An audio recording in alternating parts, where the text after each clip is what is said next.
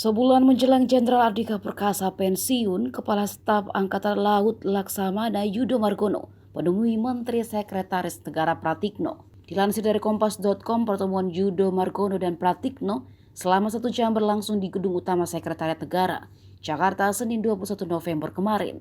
Namun Kasal Laksamana Yudo Margono enggan berkomentar ketika dikonfirmasi di Markas Besar TNI Angkatan Laut. Nama Yudo Margono digadang-gadang akan menjadi penerus Panglima TNI Jenderal Andika Perkasa yang akan pensiun pada 21 Desember 2022 mendatang. Pengamat militer dari Institute for Security and Strategic Studies, Khairil Fahmi, mengatakan 3 kepala staf TNI punya peluang menjadi Panglima menggantikan Andika. Namun dibandingkan dengan Kepala Staf Angkatan Darat Jenderal Dudung Abdurrahman dan Kasau Marsikal Fajar Prasetyo, Yudo Margono dinilai punya peluang paling besar untuk dipilih Presiden Joko Widodo sebagai Panglima TNI berikutnya.